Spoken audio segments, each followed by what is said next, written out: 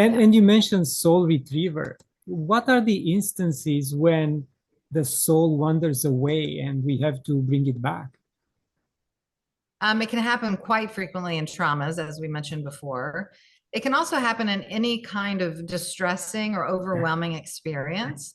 Sometimes I've noticed with clients, if there's a lot of emotional transition, for example, maybe at a certain time, and it doesn't even have to be in our youth, it can be in an adult state.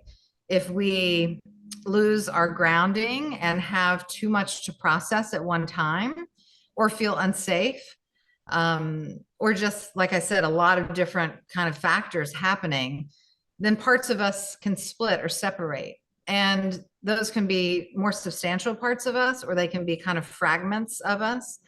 But it's important to tune into those and to reclaim them and to call them home. One, so that we have a sense of wholeness, but also just to have a deeper understanding of our own functioning, of our psyches, and our ability to preserve ourselves in this realm and dimension and beyond. So it's really fascinating, subtle work. It feels subtle in the process, but I think it can have very profound and lasting effects ongoing. And have you had any instances when the soul said, no, I am not coming back, I don't like what I left behind, and he put conditions to come back? Well, the only way, my process of doing soul retrieval is I access the client's timeline, and then I seek permission of if there is a part that wants to come back. I never force, I never ask, I never do anything besides be willing to receive with my client. So no, I have not had that. I have had one session that somebody paid for, and I tell them ahead of time, we can't force this. It's not something I'm orchestrating. And I've only had one time out of hundreds where, sorry, there's no parts that are ready to come home, so they're in their other home and they're fine. Otherwise, we typically have something to work with. And is a prolonged period of soul being a wanderer a cause of transition, complete transition of that particular individual? Do you mean as far as moving on from this life? Is that Yes. part of the process? Yeah.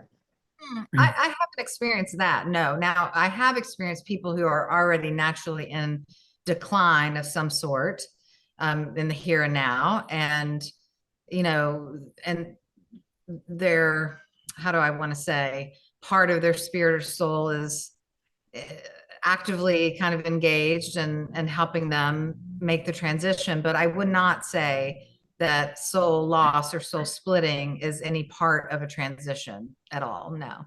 Okay. I think if anything, it just causes a sense of fragmentation in the person's life, that we want to work on.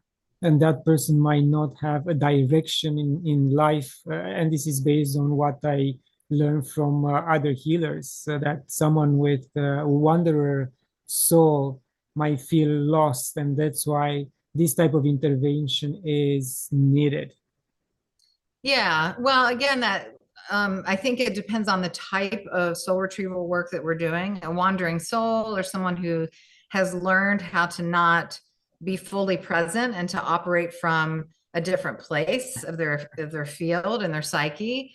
That's kind of a subconscious decision, but it's not an emergency condition some of the times, because it's kind of a preference, if you will. It's like, I'm gonna do it this way and have some duality in my experience here, as opposed to, this happened, I cannot handle this, and I'm going to separate in order to keep myself safe.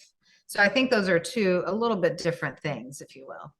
Yeah, it's a very fascinating subject, and one has to have the experience to do this type of work, because otherwise can cause more damage than helping.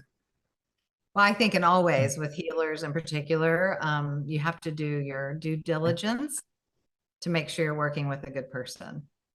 And do you do this work only in person, or can be done over Zoom as well? Oh, I do it over Zoom quite frequently. Yes. People all over the world. Yeah.